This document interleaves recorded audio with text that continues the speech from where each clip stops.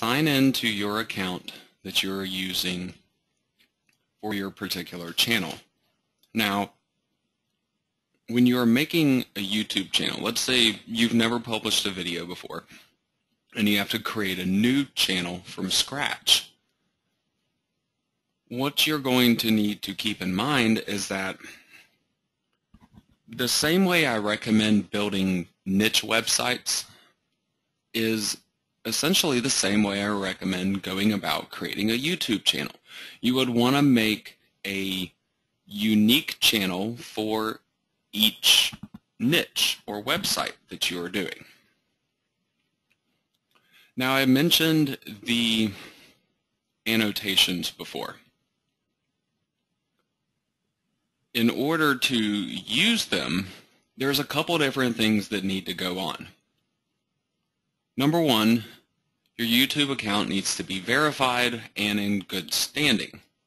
They have things like if one of your videos gets reported for violating one of their terms, your account may not be in good standing anymore. So number one, make sure you follow all their rules. Verify your account, but also set up your account using the same email address that you use for your Google account that you have your website connected with for Google Analytics and Google Webmaster Tools. This is going to make a major difference in whether or not you can actually use those link annotations to where you can have an area of your video that is clickable so somebody can reach that page on your website easily. So I'll get to some more specifics on that in just a moment here. But first, I just want to show you, this part should be fairly self-explanatory. To upload a video, once you're signed into your account, just go to Upload up here in the top. You need to select from this drop-down box how you want your video listed. So if this is a public video that you want to get search traffic from, make sure you're listing it as a public video. And then you just click here and find the video file that you created from Explaindio. And you're going to upload this to YouTube. So I mentioned previously that you will likely find your exported video files under the Program Files folder, Explaindio Video Creator, and then Export Video, and you should find that video file that you created. So now, here's the really important part.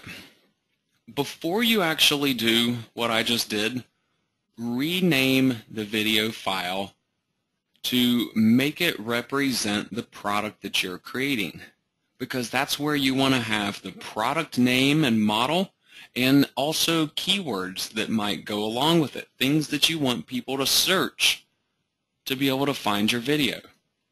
Then you need to add a description. The description should be fairly short and sweet, at least the beginning part of it, and just say, if you want to learn more about this product, go here, and you want to give them a link to that page on your website. So I will say, learn more about DJI Phantom 2 Vision Plus quadcopter.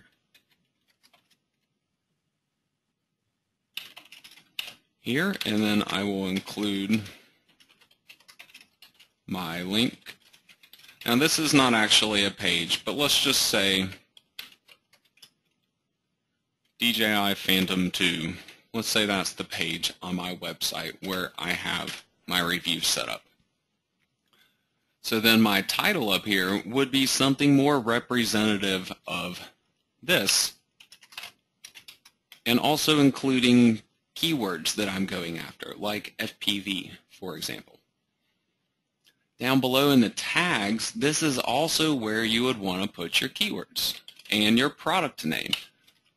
So I could say DJI Phantom 2, Vision Plus, quadcopter, maybe even RC helicopter, FPV, GoPro, first person view is for FPV also. So anything relational that you can include here for your keyword phrases is going to be beneficial to you. Now also go over to the advanced settings. There are particular things here that I typically find myself setting each time. For example, the category, find a relational category for whatever it is that you are trying to target. You don't need to set a video location unless you are trying to target a certain city or a specific location. But for example, let's say you're creating one of my city-based websites. You could create a slideshow video out of the images that you have and then wrap all that up into a video and publish it and link it back up to your pages on your site. So you can use this for a lot more than just creating Amazon product review videos. So set a recording date. I usually disable 3D for my video here. And then make sure you are selecting an appropriate category once again. Now sometimes you won't find a great category. You can kind of just wing it if you have to.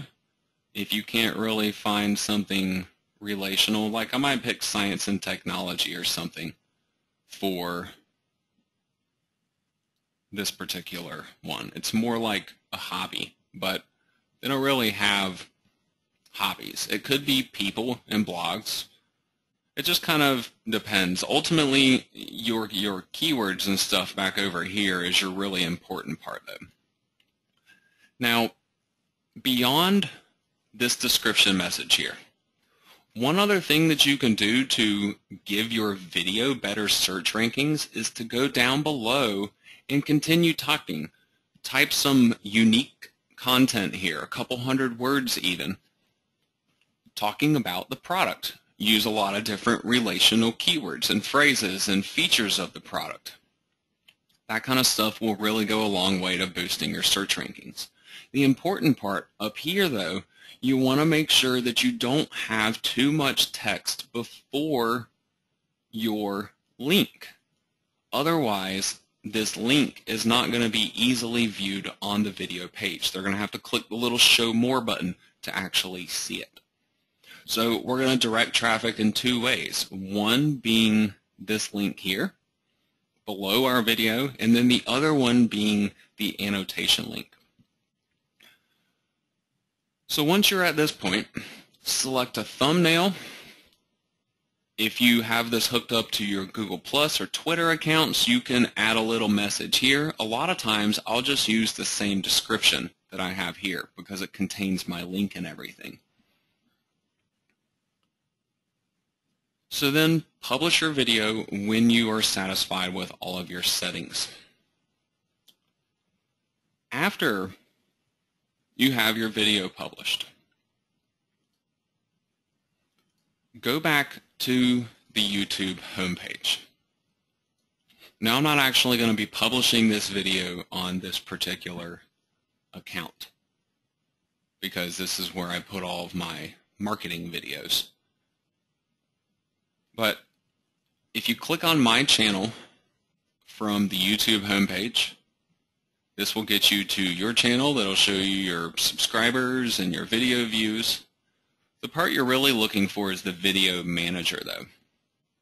This will show you a list of all the different videos that you have uploaded. So you can come here and go to the annotations. You can actually do this before you publish.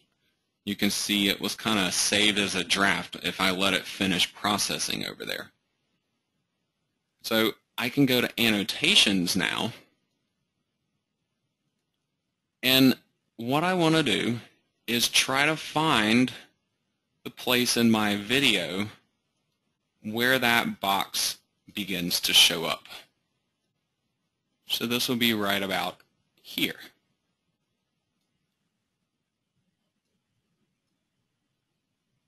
Now sometimes they don't do the best with showing you a little preview over here, for example. It looks like it's at about 35 seconds though.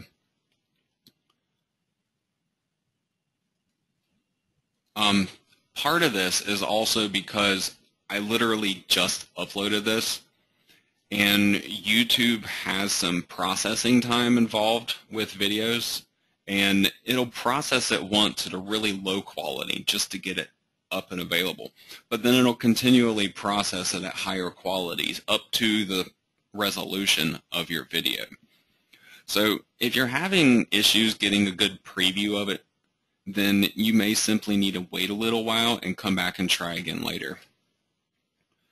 So now here is where we add our annotations. Click on Add Annotation and then click on Spotlight.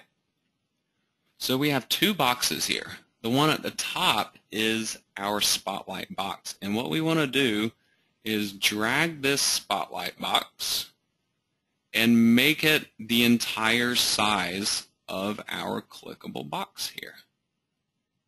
Now you want to make sure you're covering the whole thing. That way, when somebody tries to click on it, they will actually click on your link instead. So now the smaller box down below, this is actually for text. If you type text in here, you can kind of see that it's showing up down below. But I don't use any for this particular method because the whole point is to get this box into a clickable link. So then over here, you set the starting time and the ending time for when you want that clickable box to actually be in your video. So you need to sync these times with what your video is actually showing. So that's another reason why it's important to be able to see the entire preview. But it appears as though right around 34 seconds in my video it begins to show up, and then I obviously want to leave it there through the end of the video. So down here at the bottom, I click on the checkbox for link. Now you can link to a lot of different stuff. Other videos, a playlist of videos, your YouTube channel, your Google Plus profile page. You can get people to subscribe to your YouTube channel this way by having a little click to subscribe box in your video and setting up an annotation for that. But then the one that we're really interested in is down here called Associated Website. You click on Associated Website and you can enter in your own URL link, so it links to an external website. So this again is where you would put that link to that page on your own website that is promoting this product. So then they watch the video, they see this box at the end, they click on it, and boom, they're over on that page on your site. And then if they click from there over to Amazon and buy the product, you get credit for that sale. So now, the other part I want to talk to you about is this associated website for the annotations. Not only do you need your account to allow the annotations, but then you also need the associated website set up. So number one, if you go to your YouTube channel, where you have this little list over here, you'll see this list on this page here where we were adding the annotations. You're looking for channel though, and if you look at status and features, then number one, you can tell if you are in good standing or not. These two things need to say good standing. And you can also find out whether annotations are enabled in your account right here, external annotations.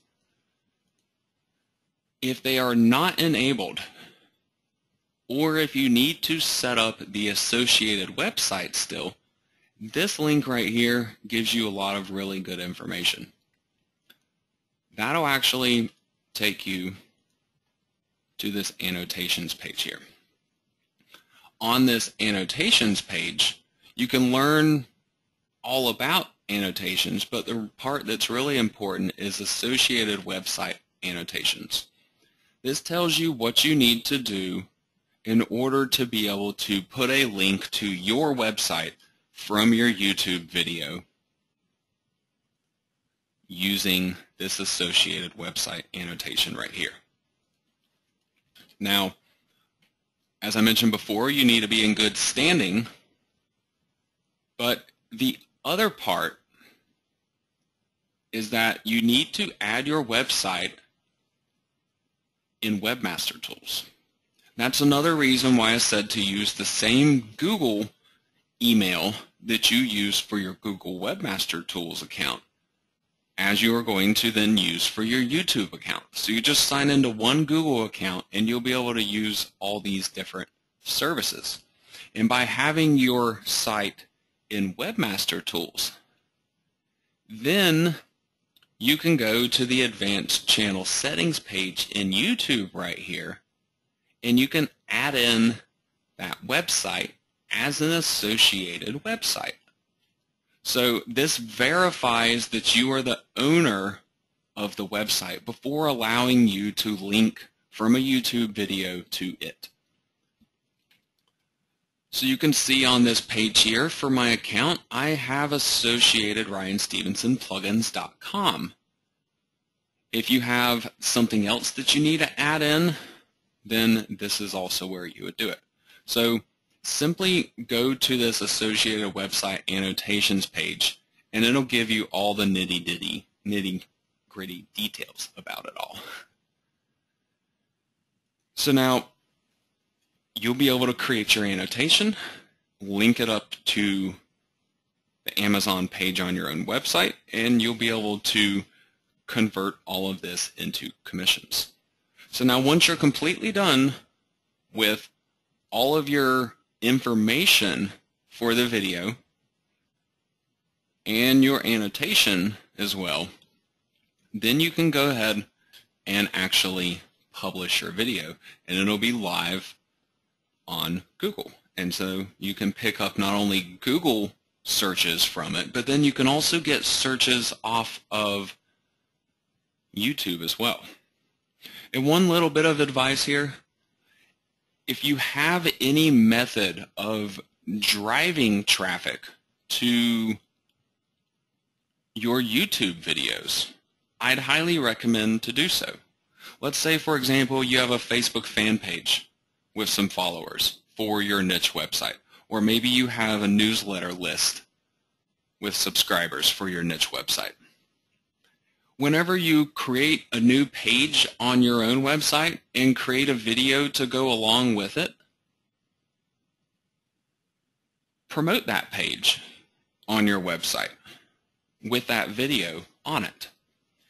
Include this video on your actual website. Once you publish a video, then you can go to that video page on YouTube, and you go down below and click on share. Now, I don't think it's showing up here because I haven't actually published mine yet. But if I go to a different video here, I can show you what I'm talking about. The share link shows up down below. You click on embed, and then you simply copy all this information. Now, there are some more options down here. You can show suggested videos, controller, player controls, the video title. You also have this privacy enhanced mode. This is really basically gonna block the tracking of your videos. So if you want to promote the page on your own website and you want it to kind of be boosting your stats for the YouTube video, you can actually deselect that and just use these two particular ones. But feel free to take a look at that page to see exactly what it is that you are doing with that. So the more views that you can get on your videos, and the more thumb ups that you can get on your videos, the more highly respected they will be by YouTube itself. And it'll give it better rankings in YouTube and likely even on Google as well. If I show you my channel here, my most popular video on this particular channel that I've published, I have 143,000 video views. One video out of quite a few videos actually has 28,000 of those views. And this particular video, it's a webinar, it's a 2-hour-long webinar that I published a little over a year ago or so. But what's really important about this video is not only the fact that a lot of people have viewed it, but look at how many people have liked it. 187 likes out of 28,000 views.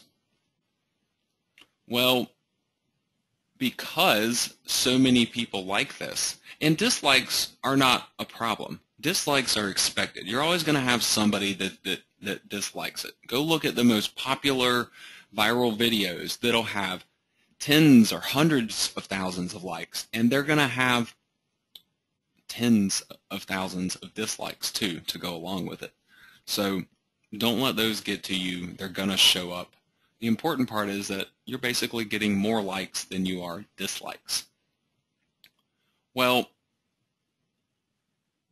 with this particular video, because it gets liked and viewed so often, YouTube actually sends me traffic.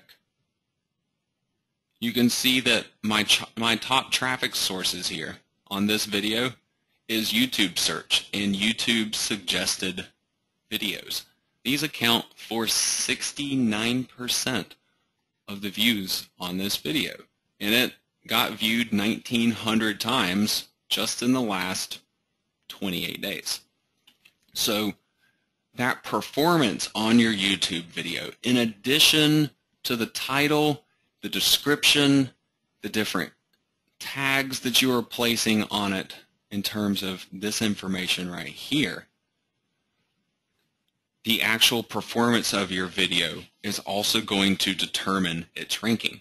So even if you're not immediately getting views, if you can send some traffic to it to increase the number of views, don't tell them to go and click your like button, but just send people to go and watch it. And some of them obviously will like it and will end up clicking on your like button. But that is a way that you can kind of inflate your own video counts and make it more likely that YouTube will then take notice of it, and they'll start promoting it in the sidebar, for example, of other videos. You can see over here in the sidebar that some of these videos are not from me, but they are still about Amazon, and a lot of these have a decent number of views on them. And chances are they also have a decent number of likes on the video as well. So that's a reason why they're getting recommended. So you can do the same thing with your own videos, and I just wanted you to kind of understand how all of this works. So I hope you can take my training today and start pumping out your own product review videos. Make as many of them as you possibly can, and don't be afraid to make multiple videos for the same product. Just make each video different and maybe try to focus on a different aspect of the product. If a product could work for 50 different kinds of people, create 50 different videos, one of them geared towards each type of person. With the little helicopter that I just reviewed that has the camera on it, you could target professional photographers, but then you could also just target hobbyists. And honestly, there's a wide variety of different uses and hobbies and occupations that would want to utilize that kind of technology. So you don't just have to promote the product. You can promote what it's used for and center your videos around those purposes and the benefits of the product. You don't just have to focus on the features.